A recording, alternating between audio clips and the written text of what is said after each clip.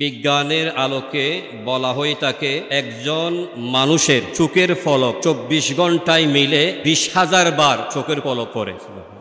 কয় হাজার বার? ২০,০০০ বার ২৪ ঘন্টায় আমাদের চোখের পলকগুলো উঠানামা করে। আমাদের যে হৃৎপিণ্ড রয়েছে সেটা ১,০০,০০০ বার আমাদের হৃৎপিণ্ডটা স্পন্দিত হয় এবং ৭.৫ লিটার আমাদের রক্তগুলোকে পরিশুদ্ধ করে প্রতি ২৪ ঘন্টায় এভাবে হয়ে থাকে। আমাদের যে শ্বাস প্রশ্বাসের নিঃশ্বাস নেওয়ার মূল যন্ত্র যেটা আছে, যেটাকে আমরা মনে করি ফুসফুস, সেটা রাত দিন ২৪ ঘন্টায় মিলে ২২,০০০ বার এটা হৃৎপিণ্ড ফুসফুসটাকে আমাদের দেহটাকে পরিশুদ্ধ করে। সুবহানাল্লাহ। এরপরে আমাদের যে পাকস্থলী রয়েছে, যেখানে গিয়ে আমরা খাবার গ্রহণ করার পর যে খাবারগুলো পাকস্থলীতে স্থায়িত্ব লাভ করে সেগুলা হজম হওয়ার জন্য ওই পাকস্থলী আল্লাহর কুদরতিভাবে কিছু অ্যাসিড তৈরি করে, যেটার পরিমাণ হতে প্রতি ২৪ ঘন্টায় ২ লিটার। সুবহানাল্লাহ।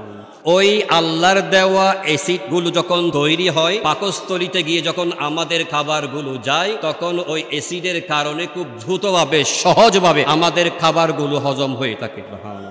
এরপর আমাদের কিডনি রয়েছে, সেটা প্রতি ২৪ ঘন্টায় ১৮০ লিটার আমাদের শরীরের রক্তগুলোকে পরিশুদ্ধ করে।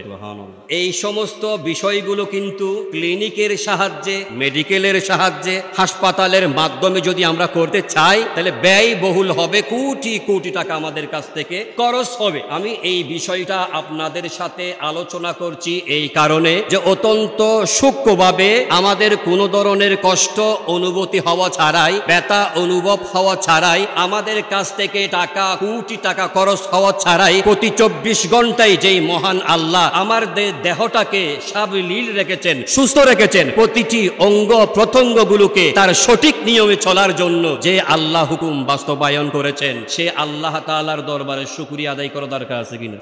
তো কি বলতে হবে? একটু আওয়াজ করে বলি আলহামদুলিল্লাহ।